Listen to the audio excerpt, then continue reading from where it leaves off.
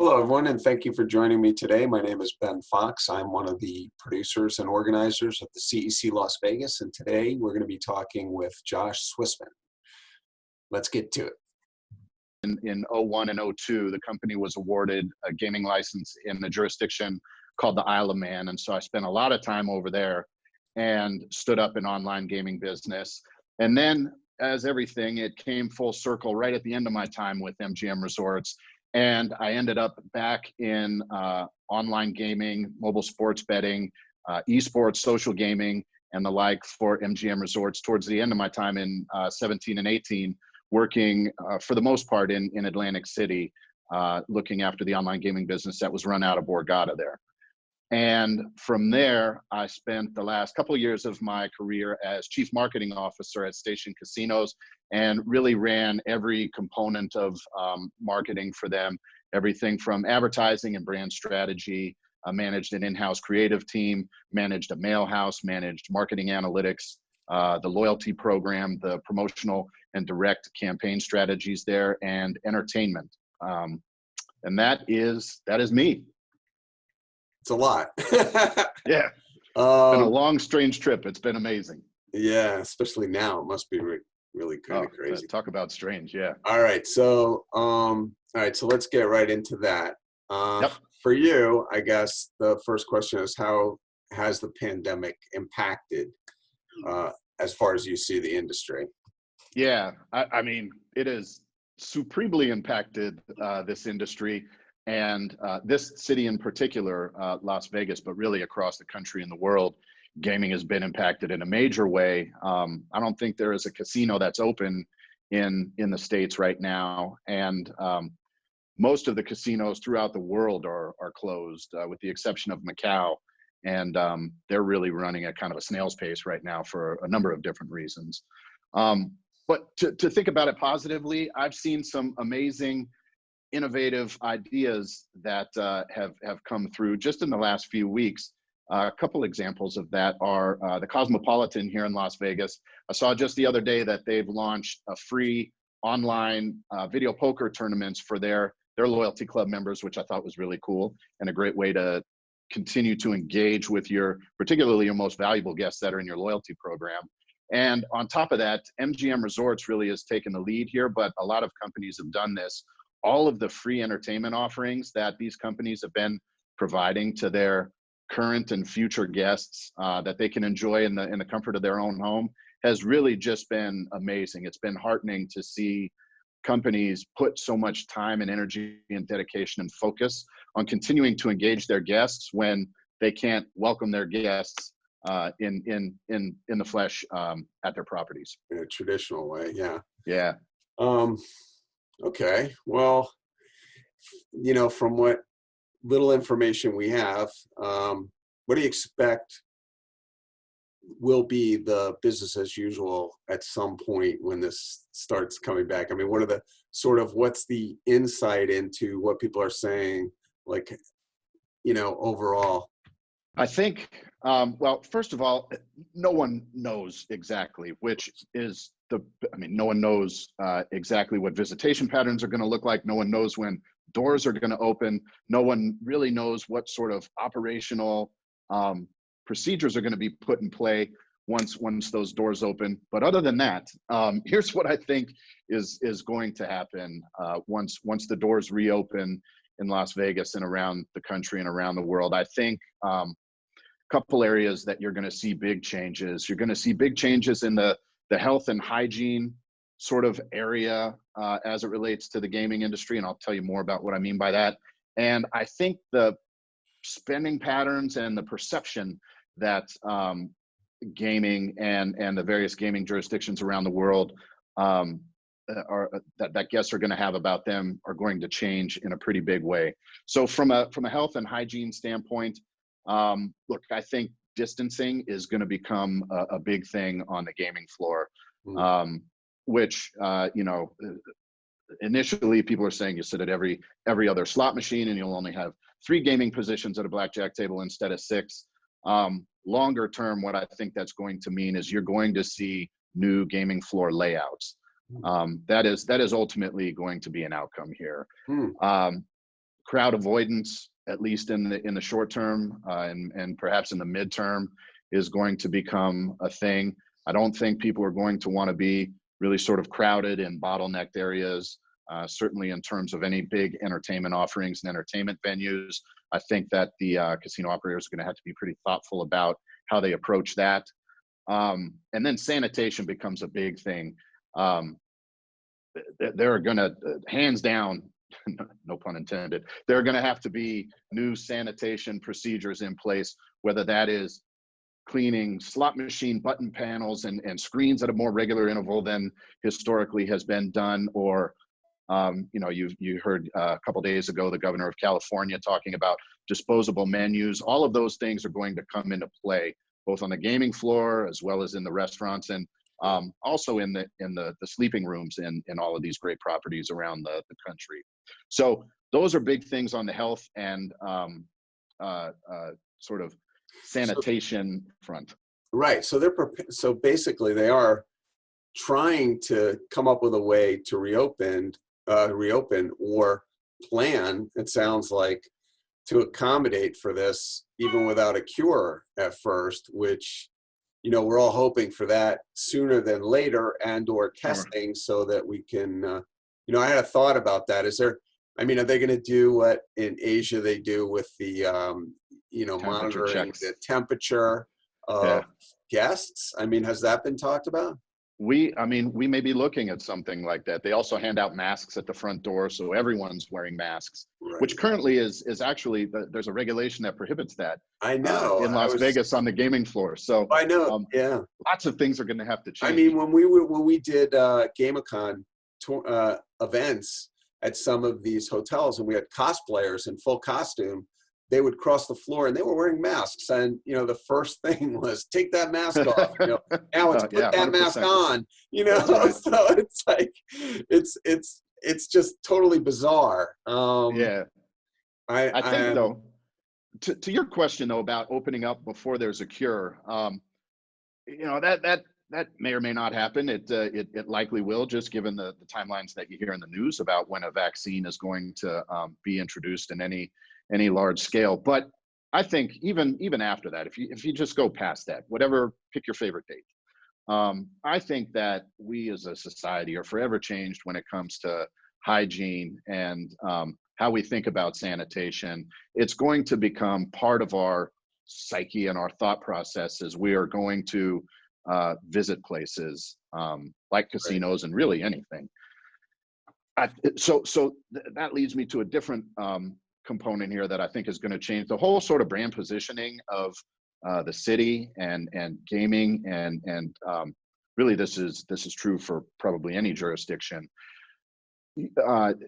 You're gonna have to position these new sanitation procedures, right? Guests want to know that you're taking this seriously. Guests want to know that you have their safety at the forefront of the operator's mind. So they're going to have to be quite overt about these new sanitation and safety procedures. In fact, that may weave its way into brand positioning for these organizations. And certainly, I know that I will be ready once the doors open again for a getaway and an escape. And I think that becomes critical to brand positioning for casinos around the country as well.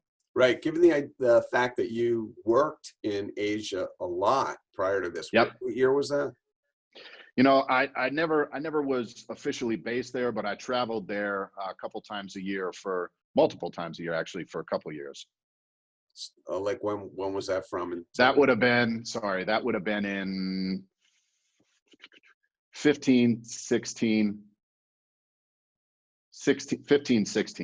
Yeah, because something I noticed way before this, when we had like SARS and swine flu and all this other stuff, you always would see like the, people from that place in the world.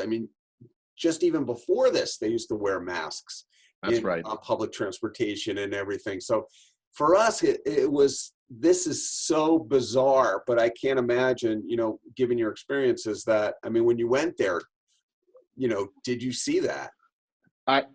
You did see that, particularly when you were in big crowded cities like Hong Kong. Right. There were definitely the proliferation of face masks there. Probably not as many as there are there today, but yes, it's part of that societal fabric, and I think Right. what's going on now becomes part of our societal fabric going forward.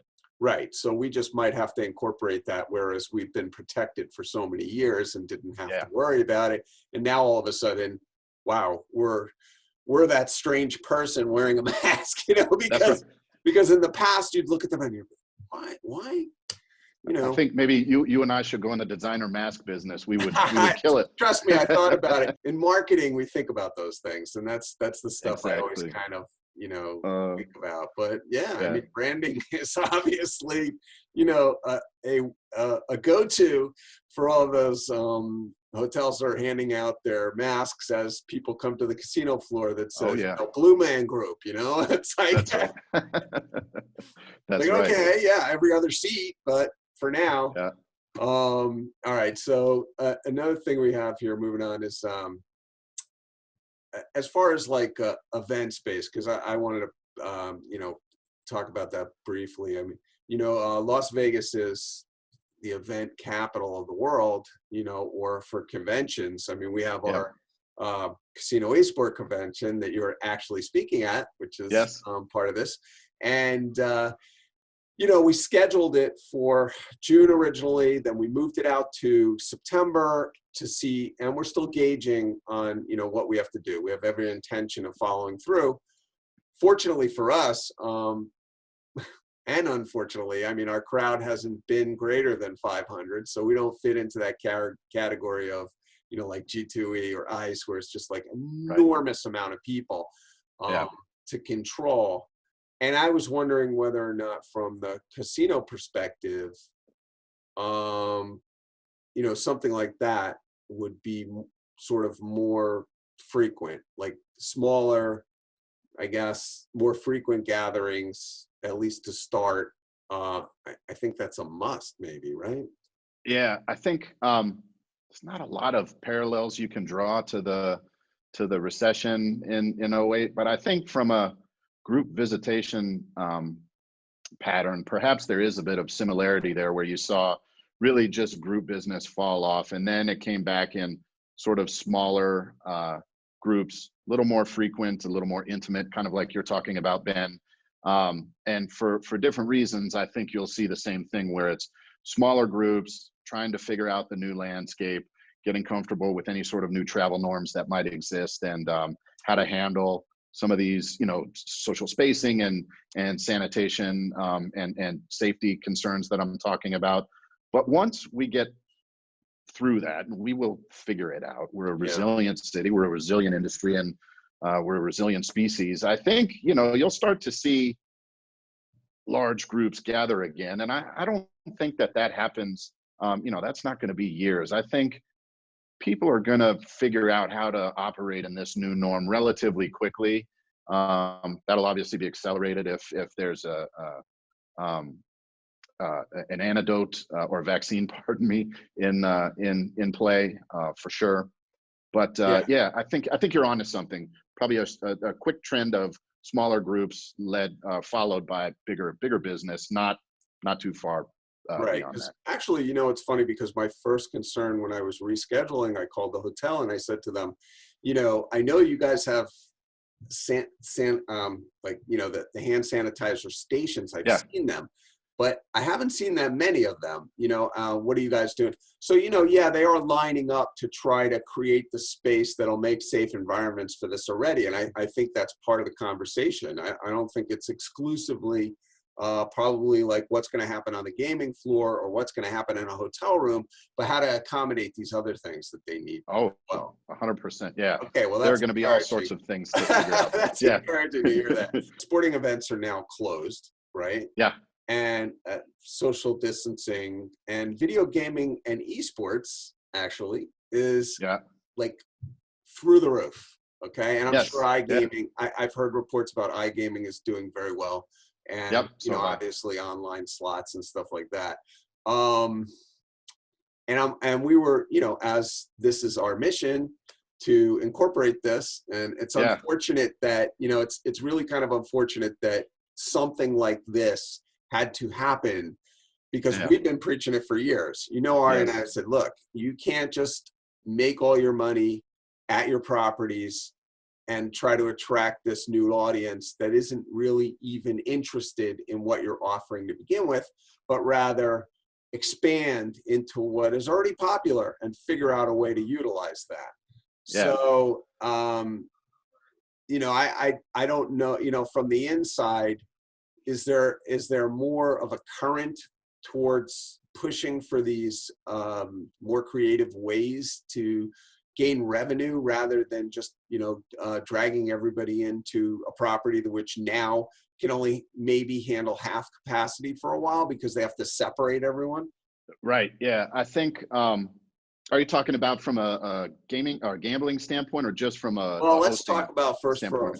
from take the wagering element out of it. The wagering element exists, it can be done, but the litigation has to move in line with that to allow betting on esports, but Yep. rather more,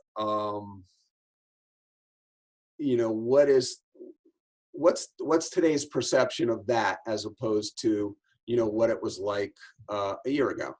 I mean, look, the good news is the industry was already going in this direction. The current sort of environment will accelerate this, but the thought process was already there. There are world-class esports events that have been held around the country and around the world in casinos, right? That's happening already. I think that you're going to see that continue to happen as this becomes a more meaningful form of entertainment. Forget about the sports bet or the betting for a second, but it's a more meaningful form of entertainment that people consume, whether that's in person, which is a completely different experience than logging on to Twitch to watch a particular esports event. So I think that you're only going to see that continue to grow. And I think some of the activities that will accelerate that are, there's a lot of people with a lot of time on their hands right now. And so esports becomes a more meaningful form of entertainment that people are consuming right now in the comforts of their own home. They're probably partaking in esports tournaments in some way, shape, or form from the comfort of their own. I mean, you can only watch Tiger King so many times. That's okay. So So I think that is that will bring some momentum to esports as we find our way out of this current situation.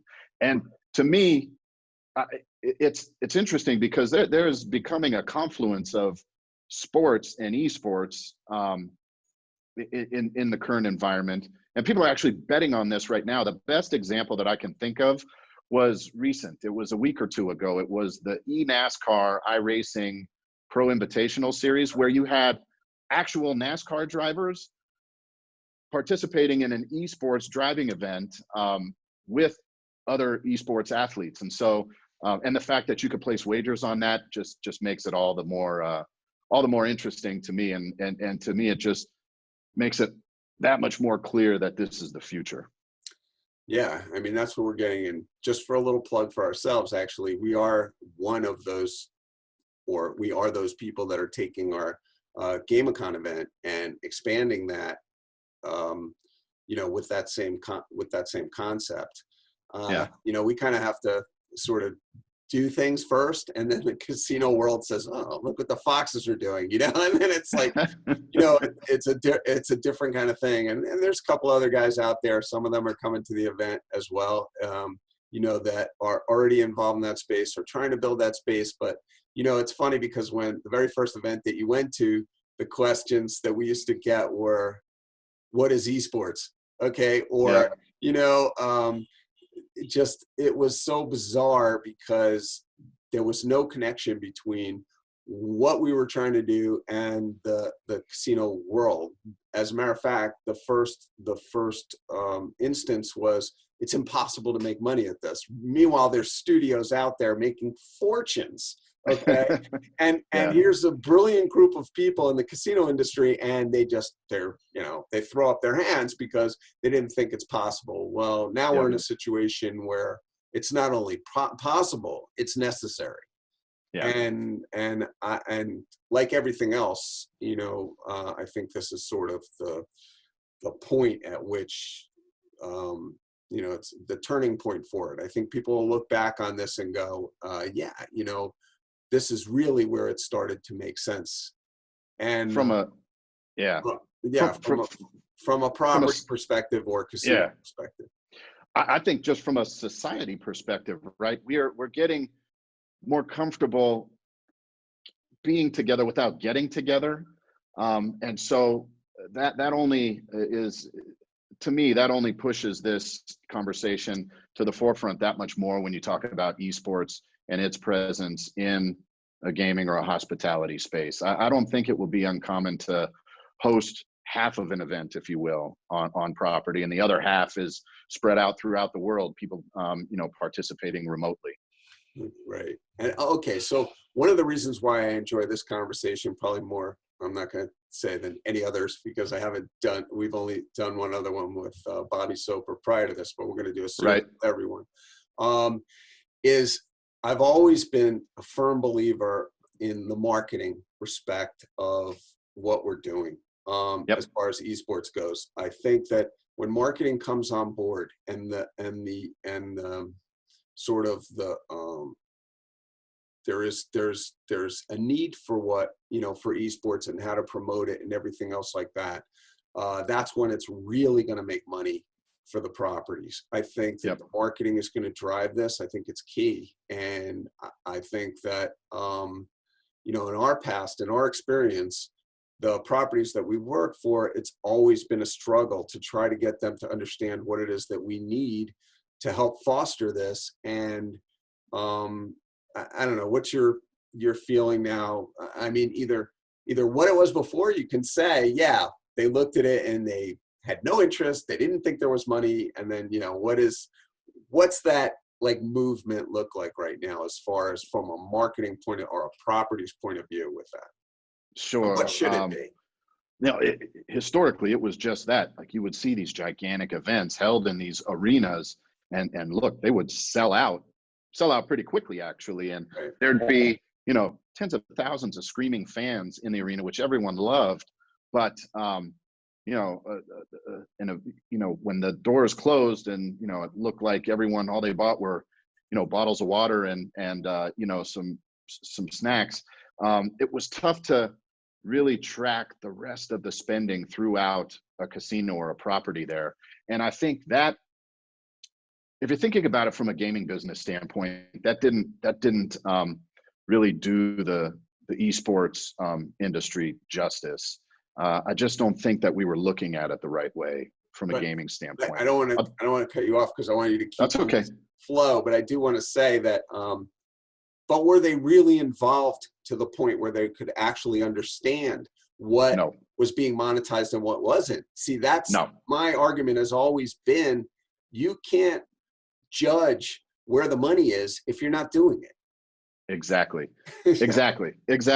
So now that it's more firmly rooted, at least in Nevada right now, more firmly rooted in the betting sort of side of the business, and it's, there was a big regulatory hurdle that we overcame just a couple of days ago, where now in Nevada, instead of approving or having to approve individual events, they've approved entire leagues and entire series, which is massive, right? That makes it a lot easier for books to, and it makes it more worth their while to put esports betting opportunities up in their sports books. And I think that is going to cause the gaming industry to look at esports probably through their own individual lens, and it'll probably start with betting activity, but it will quickly evolve into trying to figure out what else this new, in their eyes anyways, new industry is bringing to the table, whether that is added convention and catering business because they need green rooms for teams to practice in and all sorts of bandwidth and other tech requirements that may add to the bottom line as well. I think that they'll begin to understand what sort of ad impressions and ad and brand presence they're getting when you know, the likes of Twitch come into play, and you start to see the sheer just vast number of eyeballs that are on Twitch at any given time. I think this time around, with an industry that is firmly rooted in the thought that what got them here is not going to get them there, particularly in terms of the current situation that they're in today. They will certainly be looking at esports in a different way than they had even just a couple If months. anything, they should be looking at it right now going, why aren't we making money on this? 100%, 100%. Yes. That's kind of where I, you know, would have to say, you know, I don't know. There's a lot of different things, but from the marketing point of view, I know right now from what I've heard from a lot of the other people that I work with in the casino industry that the struggle right now is twofold. A, it's probably in trying to work on the health part, right? But also the aspect of you know, how they just need to survive through this time rather than focusing on what the marketing is going to do and how their perception is or anything else right now. Yeah. There is going to be, it's not going to be a V-shaped recovery, right? It's not a light switch that will get flipped on. There will be a slower recovery process to this. And I think in the short term, the properties are really going to have to figure out their operating model so that they can more closely align supply with a slowly growing demand curve. Okay. And that's going to occupy their time for a little while. And we're going to have to work our way through that. Right. And but again, we will get through that. And once we do, we are going to need to look to more and more varied and more innovative ways to generate interest for this industry and generate revenue for this industry. And to your point, it's been in their buildings already, so they just need to figure out how to. Right.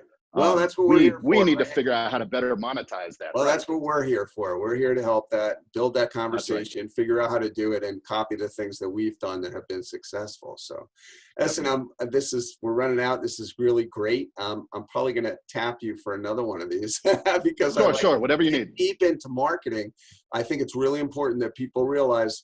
When I've talked to people in the past, they really felt that there wasn't a marketing aspect to what we're doing, but I think it's huge. So, thanks so much for your time. Of course. Really appreciate it. Loved it. Be safe. Take care of your family, everybody else, and we'll talk soon. Okay? All right. Thanks a lot, guys. See you at the CEC. Be well, Ben. Bye-bye. All right. Thanks. Bye.